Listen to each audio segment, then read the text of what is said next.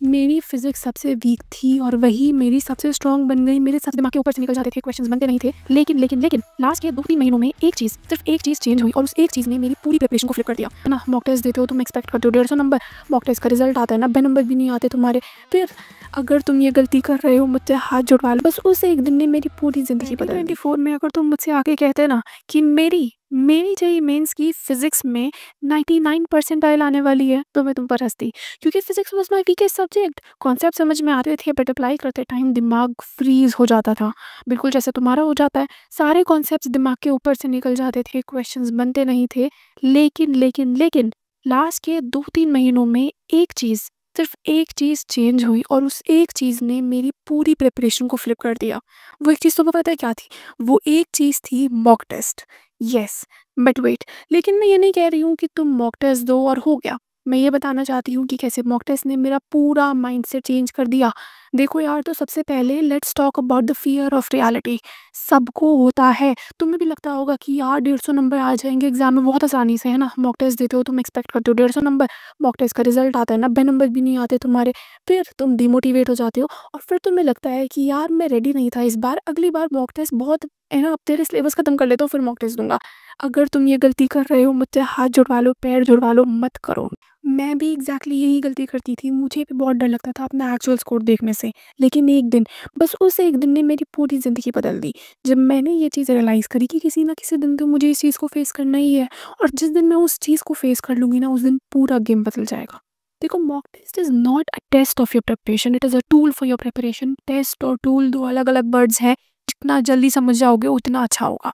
Tool tool tool bar बार बोल रही हूँ, मार्क्स पे मत जाओ। मॉक टेस्ट के बाद सिर्फ ये देखो कि कौन सा टॉपिक गलत हुआ और क्या तुम्हें रिवाइज करना है। अगले दिन उस चीज़ को फिक्स करो और फिर अगले दिन एक मॉक टेस्ट दो।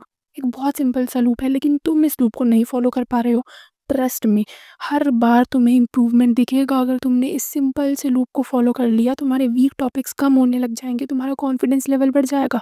तुम्हें विश्वास नहीं होता ना, तुम मेरी बात मान कर देखो। लाइव एग्जाम्पल हूँ मैं तुम्हारे सामने, मैं एक एग्जाम्पल हूँ तुम्हारे सामने। तुम अगर अब भी मॉक टेस्ट को बहुत सीरियसली नहीं ले रहे हो ना, मेरी फिजिक्स से ज़्यादा परसेंटाइल फिजिक्स में थे, दैट वाज 99.03 परसेंटाइल।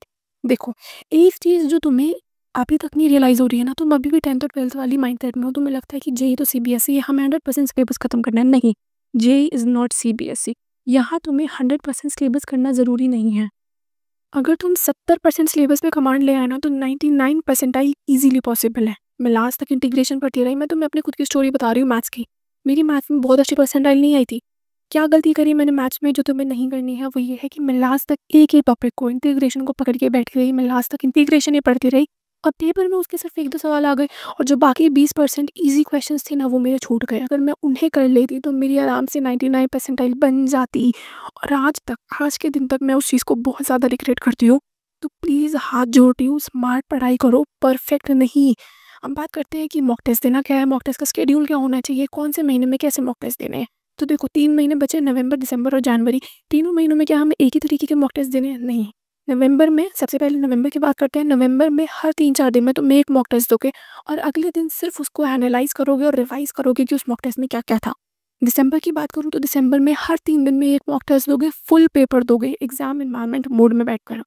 जनवरी को मैंने आगे डिवाइड कर रखा है, 1 से 10 जनवरी तक हर 2 दिन में एक मॉक टेस्ट। उसके बाद 10 से 20 जनवरी तक सिर्फ और सिर्फ रिविजन और प्रैक्टिस। और मॉक टेस्ट देखो, हमेशा एक्चुअल टाइम में जितना दोगे ना, उतना बेनिफिशियल होगा। 9 से 12 या 3 से 6 तुम्हारी 2 शिफ्ट होती हैं जेईई मेंस में, तो तुम्हें भी इन्हीं टाइम्स बैठ कर मॉक टेस्ट देना है, ताकि तुम्हारा ब्रेन उस टाइम में एक्टिव होने की हैबिट बन जाए। पता है क्या, जब तुम एग्जाम सेंटर में जाते हो ना, तो बहुत ज़्यादा प्रेशर होता है। लेकिन अगर तुमने मॉक टेस्ट से वो प्रेशर फील किया हुआ है ऑलरेडी, तो तुम्हें एग्जाम में सब कुछ बहुत चिल लगने लगेगा। और एक लास्ट चीज़ जो मैं तुम्हें बताना चाहूँगी, वो ये है कि पेपर के पहले थोड़ा सा डिल्यूशन हो जाओ मेरे भाई। मैनिफेस्टेशन स्टार्ट करो। आलिया भट्ट को बात सुनी है तुमने कि वो कैसे मिरर के सामने खड़ी होकर बार बार उस चीज़ को बोलती है कि I want this award, I want this award. Similarly तुम्हें भी अपने आप से बार बार बोलना है कि मैंने 99 परसेंटाइल लाई है, आई हैव अचीव 99 परसेंटाइल। अपनी वॉल पर लिख लो और डिल्यूजन में रहो।